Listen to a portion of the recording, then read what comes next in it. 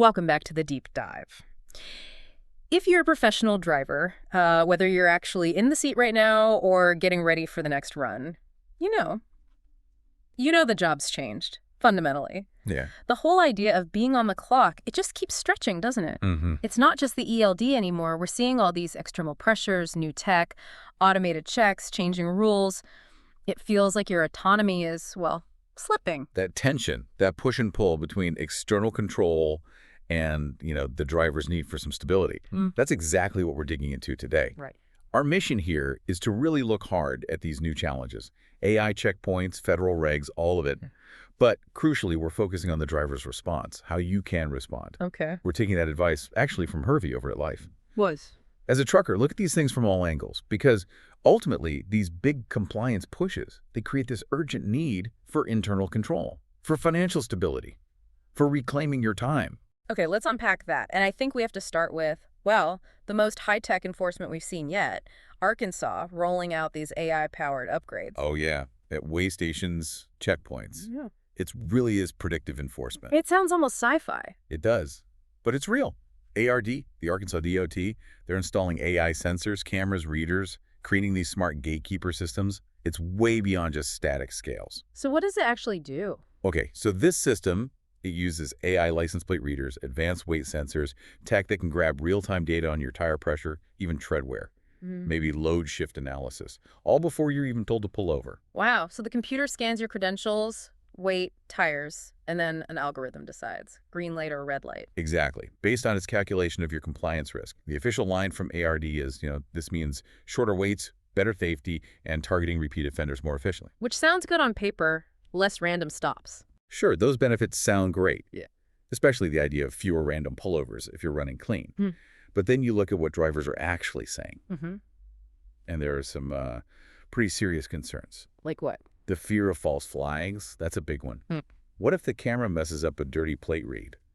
Or flags brand new tires is worn just because the AI is maybe tuned for newer models, not your perfectly fine 2010 Pete. Yeah, that leads right into the tech bias issue, doesn't it? Totally. If you've got an older rig, perfectly safe, totally compliant, but it doesn't have all the latest digital bells and whistles the AI is looking for, you could get flagged more often.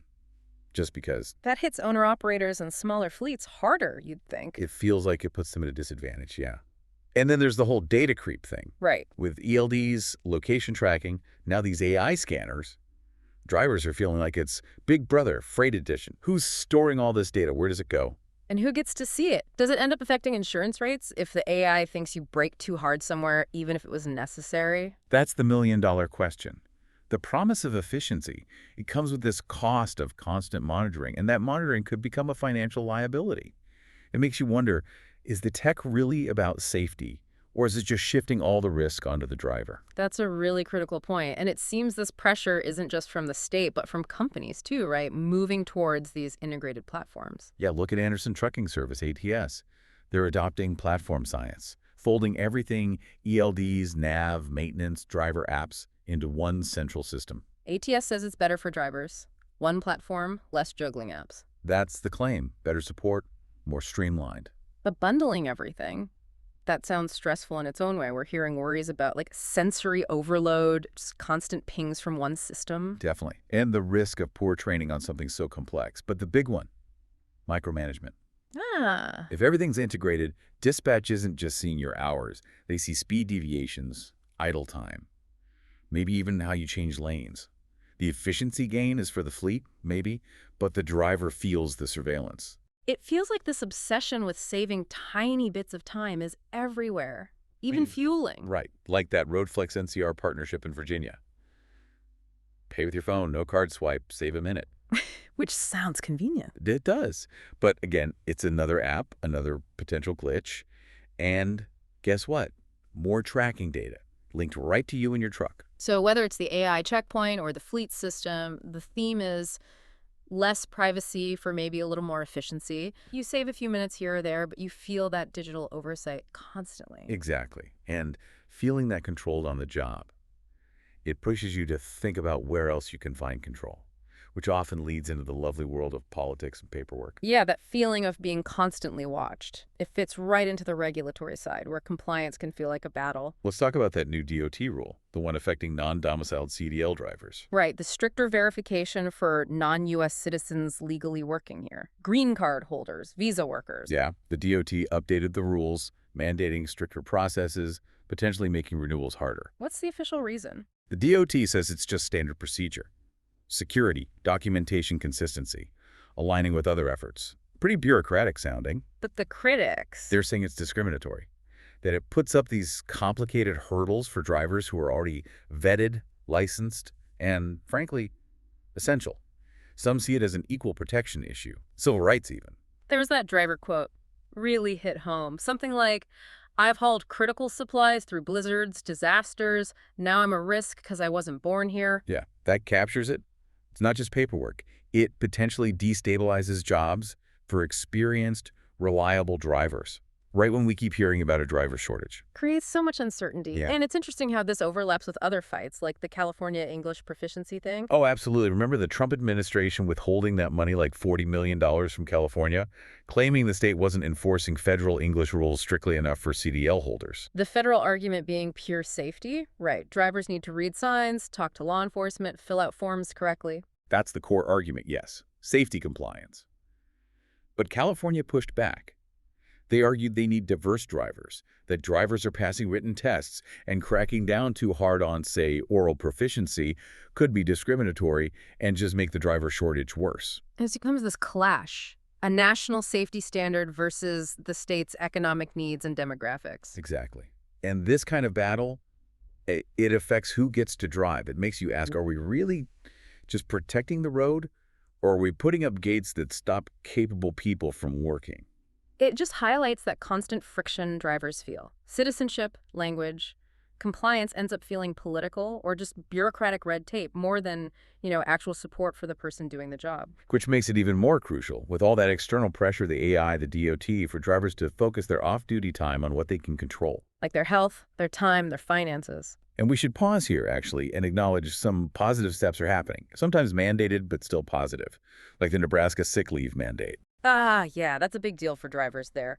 Employers now have to provide paid sick leave, an hour for every 30 worked, minimum. Right. Companies like Corn State Hauling, mentioned in the sources, they went from 0 paid sick days to having to implement this. It forced a change. Even if they were legally cornered, as the source said. Exactly. Even if it wasn't voluntary, the result is good for the driver. Sick leave starts right away. It's separate from PTO, and this is key, no doctor's note needed for the first 3 days. That feels like treating trucking more like a real career, not just disposable labor. It's a step towards dignity, isn't it? Right. Taking a sick day shouldn't feel like you're letting everyone down or breaking a contract. It's about getting back some control, which brings us back to the main point, maybe.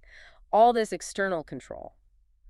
The real answer has to be building internal stability, managing your time for yourself, not just the shipper. Absolutely. The sources really hammer this point home. Mm-hmm. The best shield against volatile rates, downturns, regulatory headaches, it's building financial independence outside the truck. Okay, but the obvious question, how? How do drivers find the time, the energy to build something else when they're already running hard against the clock? That's the challenge. And it requires rethinking downtime, managing that off-duty time not just for rest, but for learning new skills, especially digital ones. And the solution proposed in the sources is, well, it's really interesting. Which is? Training truckers to use AI tools, specifically to create extra income streams. Using the same tech that's watching them. Kind of fighting fire with fire, yeah. If the industry is using AI to track and optimize, why shouldn't drivers use AI and digital skills to build their own financial cushion? Okay, but what does that actually look like? Practically, what kind of side business can you run from a rest stop? Well, the power of AI and digital tools now is automation. You can set things up to run with minimal hands-on time, even in short bursts of downtime. Think about maybe leveraging AI for customer service or logistics for a small e-commerce thing. Like drop shipping truck accessories or something. Could be. The AI handles inventory updates, basic customer questions while you're rolling. Or maybe use AI writing tools to quickly create content for a niche blog, reviewing gear, sharing expertise on specific runs. So your unique driver knowledge becomes digital content, and AI helps manage it. Precisely. The goal is recurring online income. It acts as that shield we talked about. It's not just pocket money. It's about having the power to retire when you want to. Right. And having a safety net if your company hits hard times or, disappears. Making sure your financial health isn't totally tied to the spot market rate that week. It really brings us full circle back to that tension we started with. Drivers facing this huge wave of external control and data collection. From the AI checkpoints in Arkansas to the integrated fleet platforms. Yeah, right. But that pressure is simultaneously forcing this need for greater internal control over your health, your schedule, and definitely your financial future. Self-empowerment isn't just a nice idea anymore. It's becoming a professional necessity. Which leaves us with a pretty provocative final thought, doesn't it? If the industry is all in on AI and tech to monitor and manage drivers, doesn't it just make sense for drivers to grab those same tools, AI, digital skills, and use them to build their own independence? To build an off-ramp, maybe? What happens to the whole power dynamic when a driver's income from their off-duty hustle starts to rival or even beat their driving pay? Suddenly, the driver has options, leverage. Exactly. Knowledge, flexibility, financial stability. Yeah. That's how you demand respect, better treatment, more control. Hopefully this deep dive gave you some things to think about, some paths to explore for your own empowerment. Until next time, stay safe out there.